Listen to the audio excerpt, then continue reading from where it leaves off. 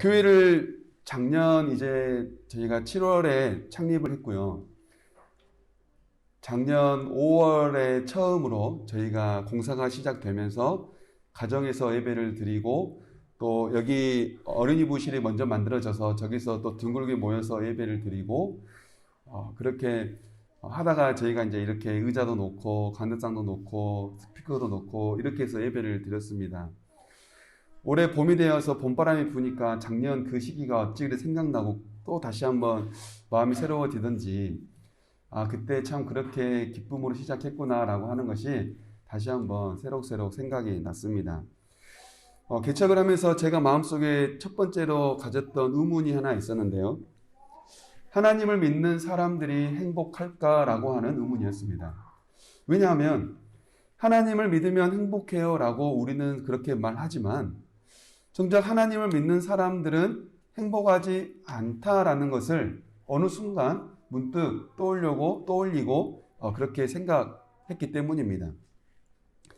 하나님을 믿는 사람들이 행복해야 할 텐데 하나님을 믿는 사람들이 행복하면 좋겠다. 나와 함께 교회를 이루고 하나님을 믿는 그 사람들이 예수님 때문에 행복해요 라고 하는 그 신앙의 고백이 그들의 입술을 통하여 드려지면 좋겠다. 이 마음이 저의 마음속에 가슴 깊이 자리 잡히게 됐고 그 마음이 점점 커지면서 이제 개척을 결단하고 오늘까지 오게 됐습니다. 생각해 봅니다. 왜 하나님을 믿는 사람들이 행복하지 않을까? 하나님을 믿는 사람들이 왜 행복하지 않을까? 저는 스스로 생각해 보기는 이렇게 생각해 봤습니다. 하나님의 부르심에 확신 또는 하나님의 부르심에 행복을 느끼지 못하기 때문이라는 것을 알게 되었습니다. 하나님의 복을 누리지 못하기 때문입니다. 하나님의 복이란 부르심의 복입니다. 많은 사람들은 하나님을 믿는다, 하나님을 영접한다, 그리고 주일날 하나님을 예배한다라고 말하지만 과연 우리가 하나님을 예배하는 이 자리에 부르심의 사명과 또는 부르심의 소명, 확신을 가지고 나오고 있나 생각을 해보게 되죠. 하나님의 부르심은 축복입니다. 여러분 믿으십니까? 아멘. 한번 따라해 보실까요? 하나님의 부르심은 축복입니다.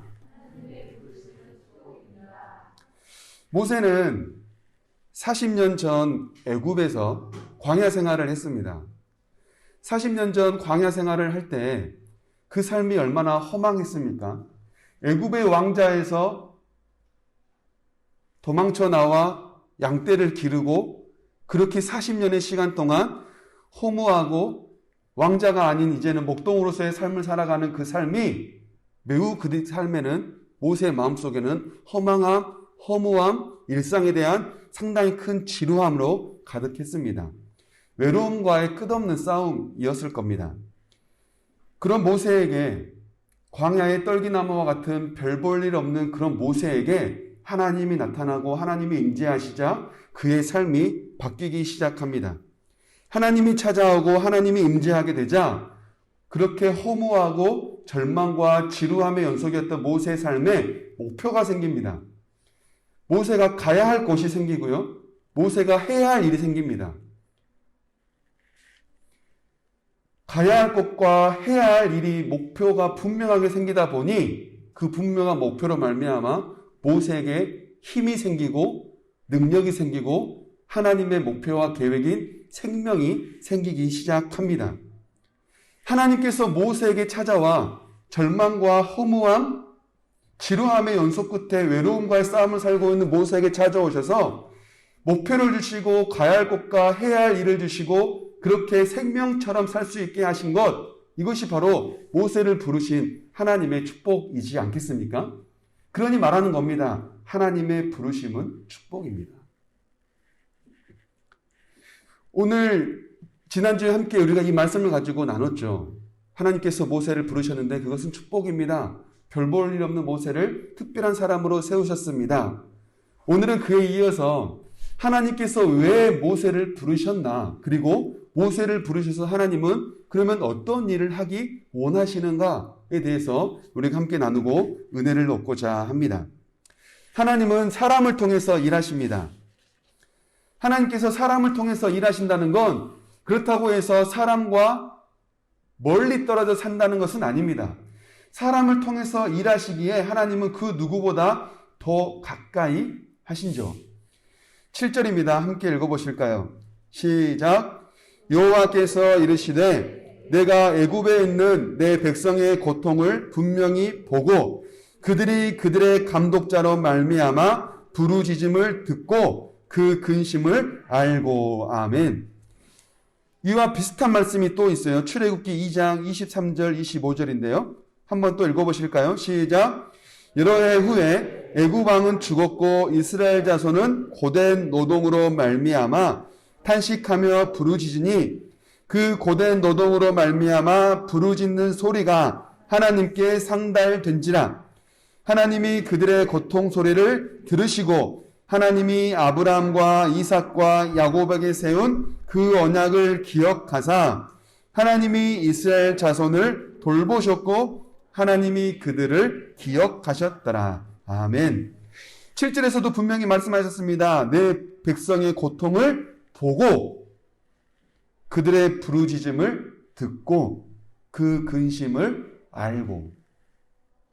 뿐만 아니라 하나님께서는 이스라엘 백성들의 그 신음소리와 고통소리를 듣고 하나님께서 주신 약속, 아브라함과 이삭과 야곱의 하나님의 전능하심, 함께하심, 변함없이 신실하심을 약속하셨던 것을 기억하셔서 그들에게 함께 하셨다는 것을 말합니다.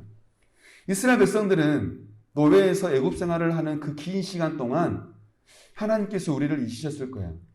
40년도 아니고요.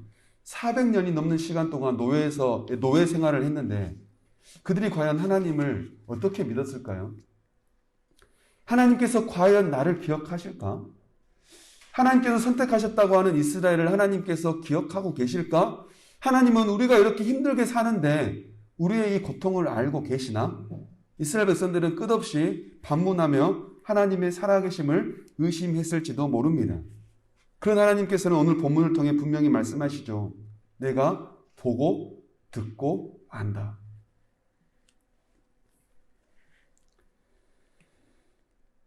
하나님께서 이스라엘 백성들의 그 신음소리와 고통의 소리를 들으시고 그들의 힘든 일들을 보고 하심으로 말미암아 한 가지의 문제를 해결하기 위한 방법을 생각해내십니다. 그게 바로 8절이죠. 함께 읽어볼게요. 시작. 내가 내려가서 그들을 애굽인의 손에서 건져내고 그들을 그 땅에서 인도하여 아름답고 광대한 땅, 젖과 꿀이 흐르는 땅, 곧 가나안 족속, 헷 족속, 아모리 족속, 브리스 족속, 히위 족속, 여부스 족속의 지방에 내려가라 하노라. 아멘. 보고 듣고 아신 하나님께서 가만히 계신 게 아니라 이제 뭐 하신다는 거예요? 내려가서 건져내고 데려가신대요. 하나님의 방법입니다. 하나님은 고통 가운데 살고 있는 이스라엘 백성들을 그냥 그렇게 내버려 두신 것이 아니라 그들의 고통 소리를 듣고 알고 보게 되었으니 이제 직접 내려오셔서 직접 건지시고 직접 데려가신다고 말씀하십니다. 하나님은 소통하시는 하나님입니다. 우리의 고통을 외면하신 분이 아닙니다. 인간의 고통을 함께 겪으실 뿐만 아니라 그 고통 속에서 함께 소통하시는 분입니다. 이처럼 우리가 함께 본 것처럼 보고 듣고 알고 내려가서 건져내고 데려가려 하노라 6가지의 동사가 나오는데요. 이것은 바로 출애굽기의 큰 흐름이고 가장 큰 흐름이라고 말할 수 있습니다. 그러자 하나님께서 하나님의 그 계획과 약속을 이루시기 위해 한 사람을 부르시죠. 바로 모세입니다. 9절부터 10절인데요. 함께 읽어볼까요? 시작. 이제 가라. 이스라엘 자손의 부르짖음이 내게 달하고 애굽 사람이 그들을 괴롭히는 학대도 내가 보았으니 이제 내가 너를 바로에게 보내어 너에게 내 백성 이스라엘 자손을 애굽에서 인도하여 내게 하리라. 아멘. 하나님께서 모세를 이제 부르셨어요. 똘기나무 가운데 있는 모세를 부르셔서 이제 가라. 내가 너를 바로에게 보내어 이스라엘 백성을 내보내게 할 것이다.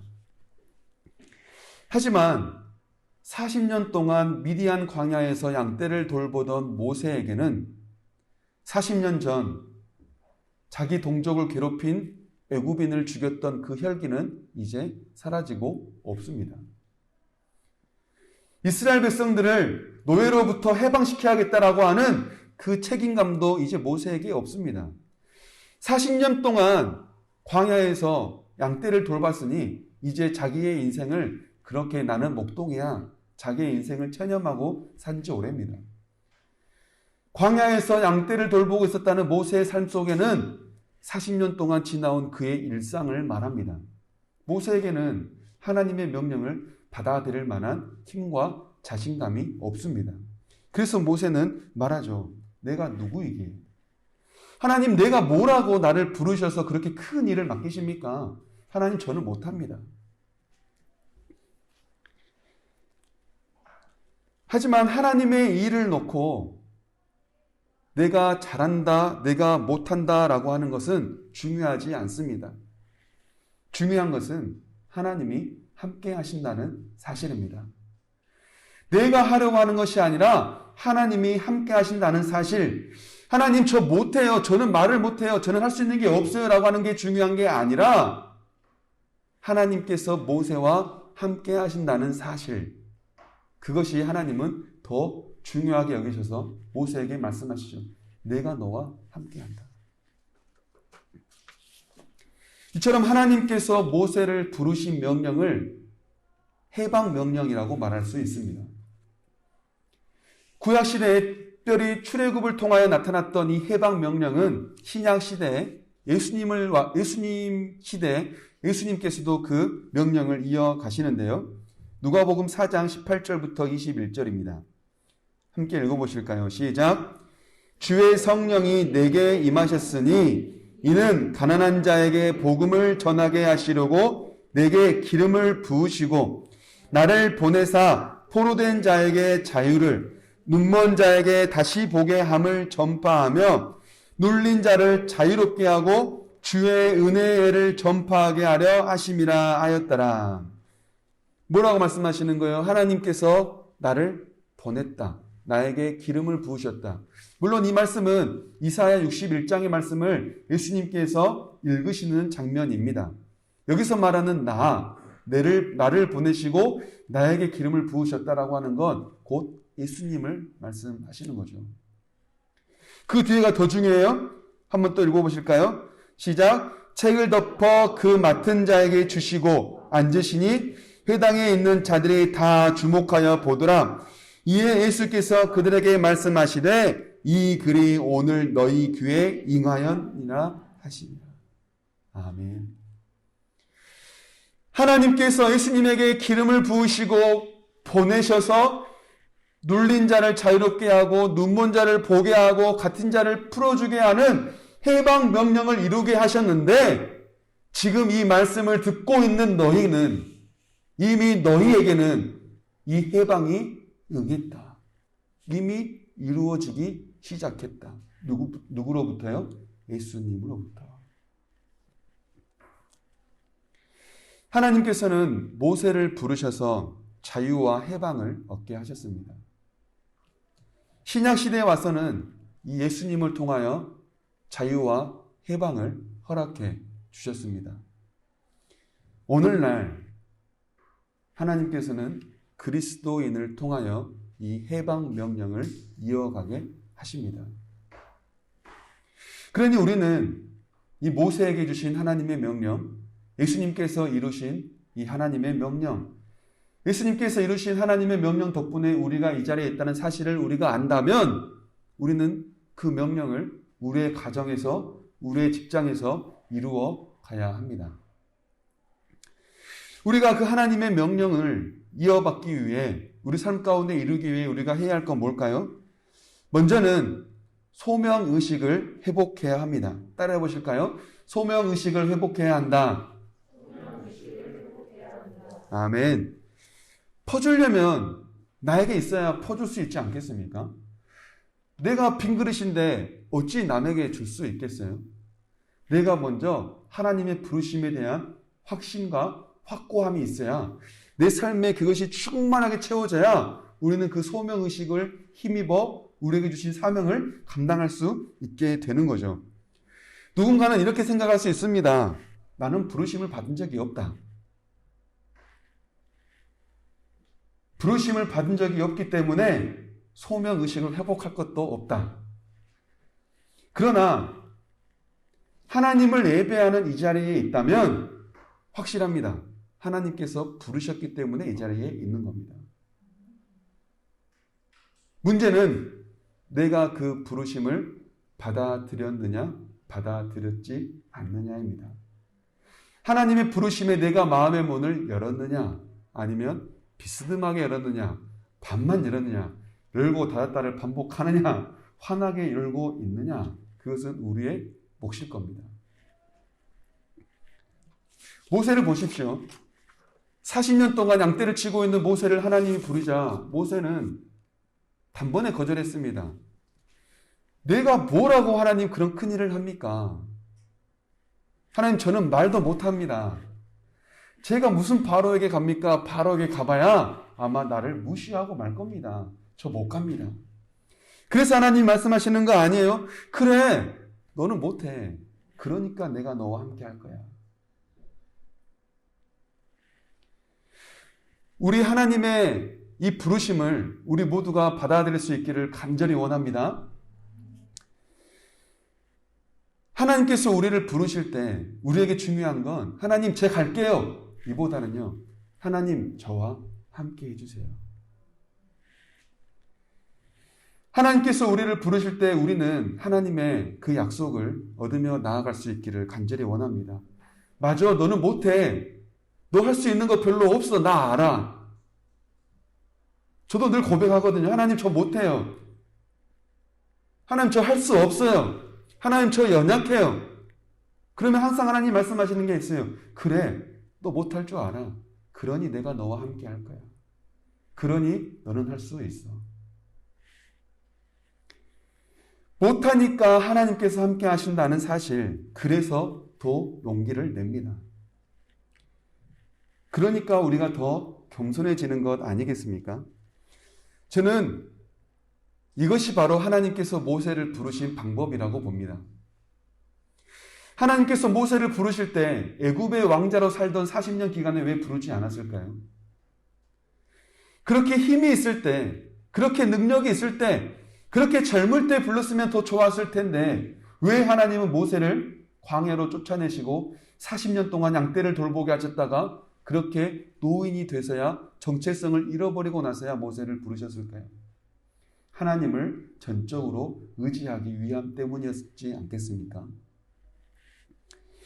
약한 자를 들어쓰시는 하나님, 이것이 바로 하나님의 일을 이루시는 하나님의 방법입니다. 이 하나님의 부르심을 받아들인다는 건 뭘까요? 바로 신을 벗는 겁니다. 우리 출애굽기 3장 5절입니다. 함께 읽어봅니다. 시작. 하나님이 이르시되 이리로 가까이 오지 말라. 내가 선 곳은 거룩한 땅이니 내 발에서 신을 벗으라. 아멘. 룻기 4장 7절에 보면요, 신을 벗는 장면이 나옵니다. 당시 이스라엘에서는 소유권을 이전하기 위해서 소유권을 이전하고 나서 이것이 이전되었습니다 라고 도장을 찍는 것처럼 뭔가 증명하는 것처럼 역할을 했던 게 자기의 신발을 벗어주는 거였습니다.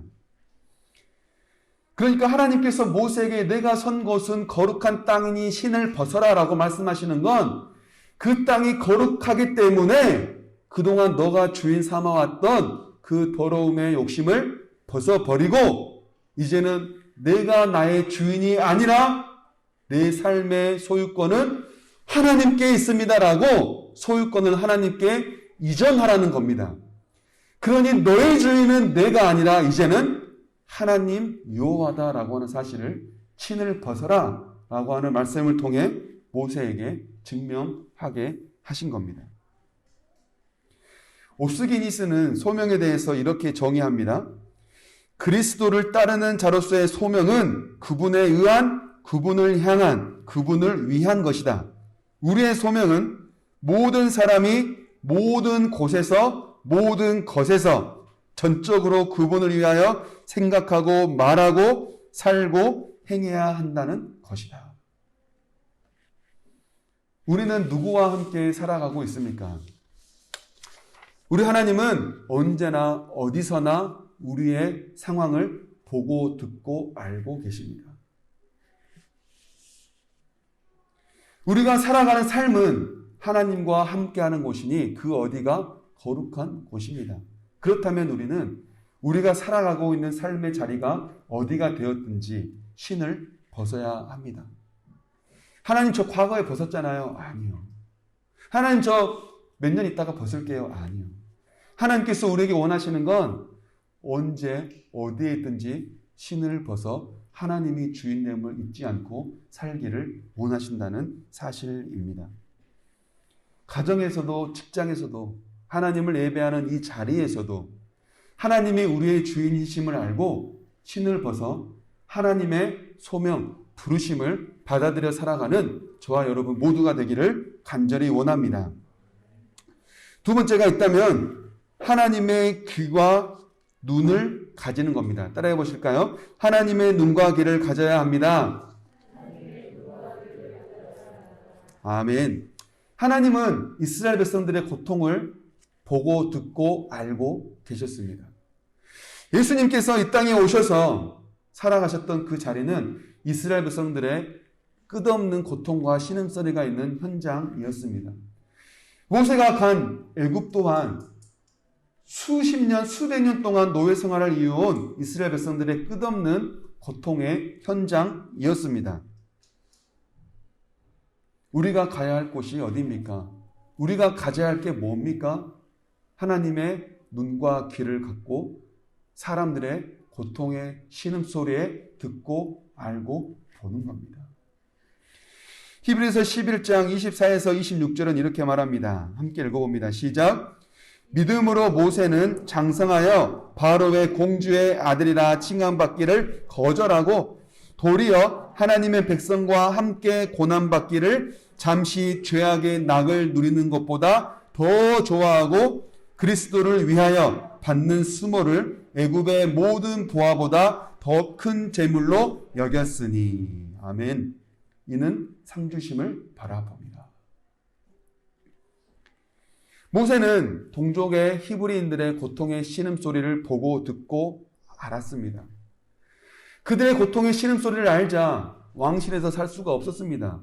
그 모든 것을 포기하고 그들이 사는 애굽으로 가 그들을 도와 삽니다. 모세는 장래가 보장되었던 애굽의 왕실을 떠나죠. 그리고 그들과 함께 고통받기를 선택합니다. 아까 우리가 함께 봤던 옵스기니스는 소명에 대해서 다시 한번 이렇게 말하는데요. 우리의 재능은 항상 타인을 위한 것이다. 그것은 그리스도의 공동체 내에서든 좀 더 넓은 사회 속에서든 특히 궁핍한 이웃과의 관계에서도 마찬가지다. 옵스기니스가 존 코튼이라고 하는 한 사람의 글을 인용하면서 또 이렇게 말해요. 정당하다고 인정되는 소명이 되려면 우리는 우리 자신의 유익뿐 아니라 공공선의 목표를 삼아야 한다. 소명의 정당성이 어디에 있다는 거예요? 공공의 선에 있다고 말하는 겁니다. 하나님의 부르심은 나를 위한 부르심이 아니라 이웃을 위한 부르심이며 이웃을 위한 소명을 감당하며 나아갈 때 하나님을 위한, 하나님에 의한, 하나님을 사랑하는, 하나님을 공경하고 하나님을 예배하게 되는 소명자가 된다고 말하는 겁니다. 우리의 소명을 가지고 나를 위해 살 때가 아니라 이웃을 위해 살 때 우리는 그것이 바로 하나님을 위한, 하나님에 의한, 하나님을 향한 것이 될 수 있다는 겁니다. 우리 깃들이는 교회에 사명이 있다면요, 여기 나와 있는 것처럼 위로와 회복과 소망입니다. 이 위로와 회복과 소망은 출애굽기에 큰 맥락을 하고 있는, 중심을 하고 있는 보고 듣고 알고 내려가서 건져내고 데려가려 하느라고 하는 그 하나님의 말씀과 일맥상통합니다. 하나님은 백성의 고통을 보고 듣고 알고 계셨습니다. 항상 지켜보고 항상 듣고 계셨다는 거죠. 그래서 하나님께서는 이스라엘 백성들에게 내려가셨어요. 그들과 함께 하셨어요. 고통 중에 함께 하시는 것만큼 큰 위로가 있겠습니까? 하나님은 고통 중에 앓고 있는 이스라엘 백성들에게 내려가 그들을 건져내셨습니다. 그리고 그들을 건져내 회복해 하셨습니다. 그리고 젖과 꿀이 흐르는 땅으로 데려가노라고 말씀하셨습니다. 사망의 음침한 골짜기에 살고 있는 그 이스라엘 백성들을 애굽에 그냥 그렇게 내버려 두지 않고 그들에게 젖과 꿀이 흐르는 아름다운 땅으로 가라. 내가 그곳으로 인도하겠다. 내가 그곳으로 너희를 데려가겠다라고 하는 소망을 주신 겁니다. 우리 교회의 사명은, 그리고 우리 교회의 책임은 뭘까요? 행복을 추구하지만 참된 행복을 찾지 못하고 여전히 행복을 찾아 방황하는 수많은 사람들에게 바른 행복을 알게 하고, 바른 행복을 알게 함으로 그들을 위로하고 그들을 회복해 하며 그들에게 바른 행복을 향해 나아갈 수 있게 하는 소망을 주는 것. 이게 바로 우리 깃들이는 교회의 사명입니다. 말씀을 맺고자 합니다. 하나님께서 우리를 부르신 이유가 뭘까요? 우리는 다시 한번 질문을 해봅니다. 당신은 행복하십니까?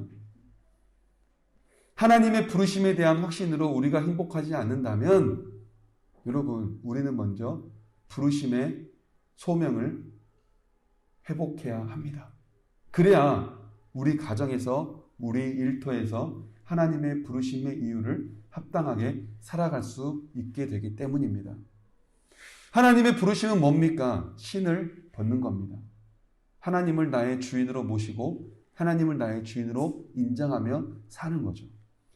그렇게 하나님을 힘입어 하나님께서 우리에게 주신 위로와 회복과 소망, 삶 가운데 지쳐 살아가는 사람들에게 참된 행복이 무엇인지 알려주며 그들을 위로하고 그들을 회복해 하며 하나님의 나라를 향하여 나아갈 수 있게 소망을 주는 것. 하나님께서 우리를 부르신 이유입니다. 하나님께서 우리를 부르신 이 이유를 우리가 바로 알고 하나님의 뜻을 이루어 나아갈 수 있는 저와 여러분 모두가 되기를 간절히 원합니다.